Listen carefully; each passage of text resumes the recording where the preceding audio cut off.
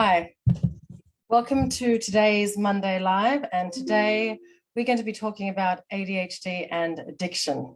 So quite a loaded topic, given that the fuel for the ADHD brain is authentic interest. So you can imagine that when ADHDers are very interested, authentically interested in something, we very much have a surplus of attention directed towards that thing, as opposed to a deficit of attention. So very much ADHD being attention deficit hyperactivity disorder.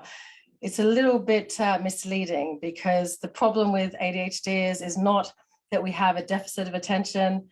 We have a surplus. We have a need to stimulate ourselves a lot. We have a need to always kind of be interested in something. We're constantly feeding our very hungry ADHD brain. It is very demanding. Unfortunately, because the reward dopamine pathway in our brains, and I'm not on top of all the neuroscience, typical ADHDer, my type anyway, I learn about these things, neuroscience, obviously, when I train at the ADD Coaching Academy, and they teach us all the neuroscience behind everything, but it doesn't stick in my head for some reason. But there is a bit of an impairment in the reward dopamine pathway in an ADHD's brain, which means that we don't feel the rewards of things like a neurotypical does.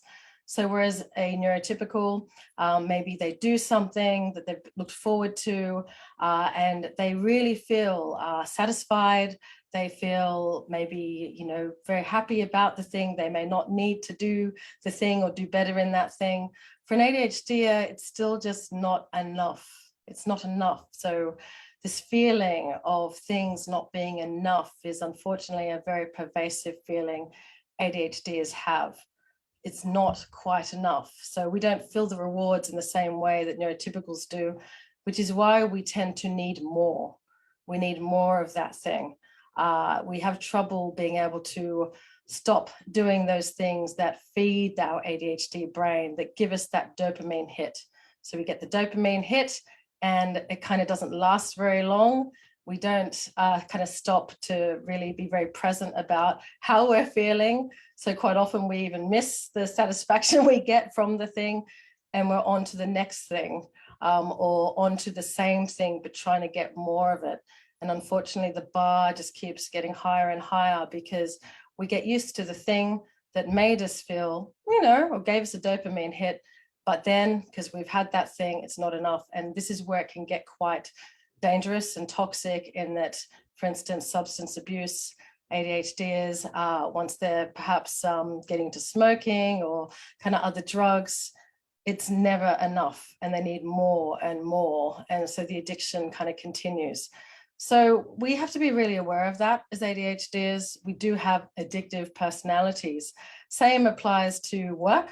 A lot of ADHDers are workaholics, addicted to work, and it's not just that kind of surplus of attention, that need to kind of sate ourselves, that need to fill in time.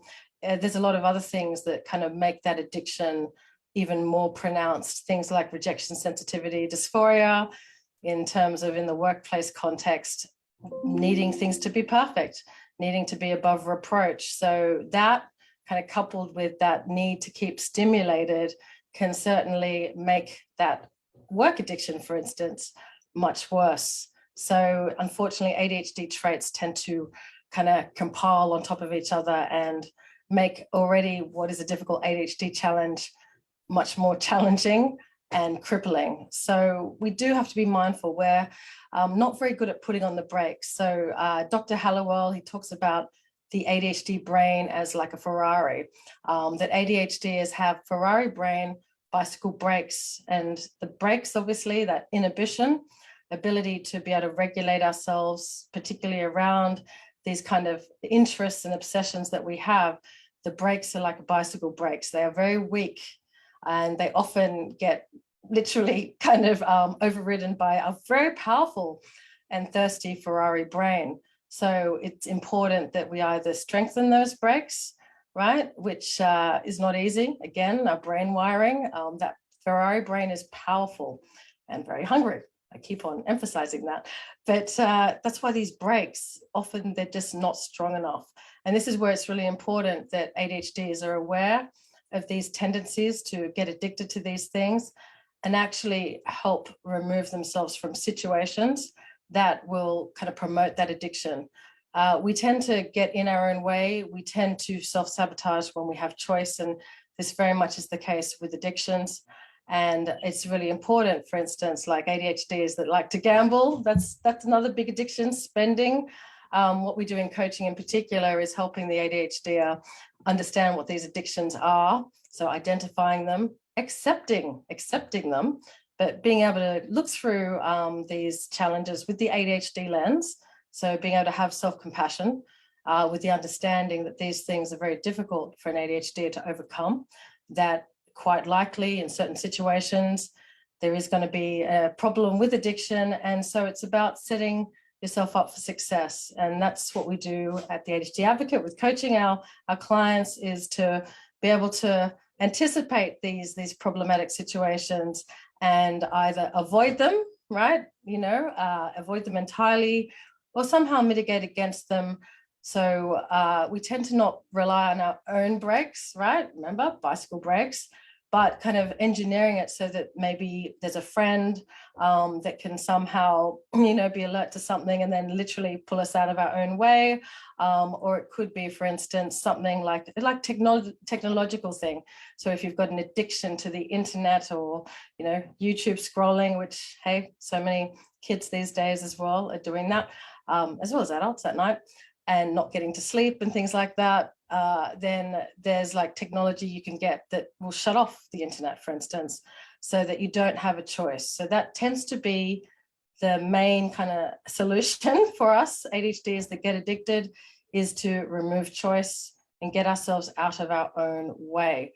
But we can only do that once we know and accept that we have these tendencies, right? With self-compassion, of course, and ask for help. Right. So obviously there's a very good place for therapy, obviously psychiatry in terms of medications that can help too, particularly for ADHDers that do suffer from OCD, obsessive compulsive disorder. Like all of those things, holistic approach very much needs to be taken to this type of thing. So hopefully this has been helpful. Definitely something to be aware of. Again, the importance of looking through the ADHD lens to set yourself up for success, and to reframe and always approach with self-compassion. So thank you for joining us today, and we will see you next week. And I will try and turn off soon.